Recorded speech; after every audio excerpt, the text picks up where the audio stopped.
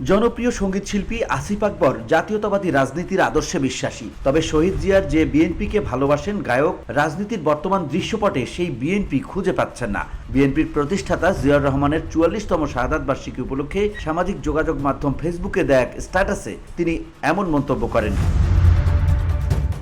তিনি লিখেছেন, শহীদ জিয়ার সেই বিএনপি ফেরত চাই। সঙ্গে তুলে ধরেছেন বর্তমান বিএনপি নিয়ে নিজের মনের হতাশা, সংশয় এবং কিছু আশার কথা। আসিফ লেখেন, স্বাধীনতার ঘোষক, মহান মুক্তিযুদ্ধ নেতৃত্ব দেয়া জেড ফোর্স অধিনায়ক শহীদ রাষ্ট্রপতি জিয়াউর রহমান সাহেবের শাহাদাত বার্ষিকী ৩০ মে। শহীদ জিয়া প্রকৃত অর্থে গত ৫৪ বছরে বাংলাদেশের একমাত্র স্টেটসম্যান।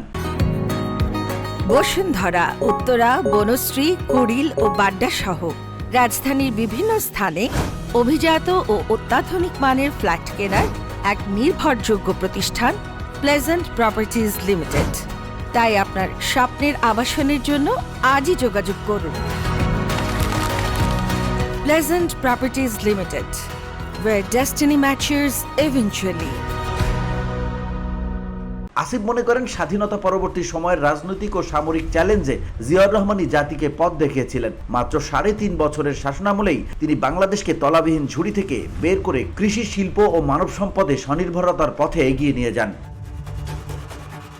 জিয়াউর রহমানের বহুদলীয় গণতন্ত্র এবং বাংলাদেশি জাতীয়তাবাদের ধারণাকে আধুনিক বাংলাদেশের ভিত্তি বলে আখ্যা দিয়ে বলেন, জাতীয় ও আন্তর্জাতিক রাজনীতিতে তিনি ছিলেন এক অজেয় ধূমকেতু। এই অবস্থান থেকেই বিএনপির উত্থান হয়েছিল সাধারণ মানুষের আশা আকাঙ্ক্ষার মূর্ত প্রতীক হিসেবে।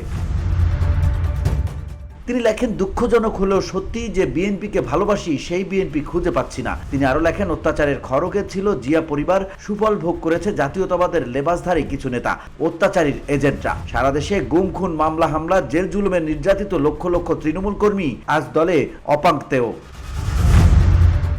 VOD Bangla news desk.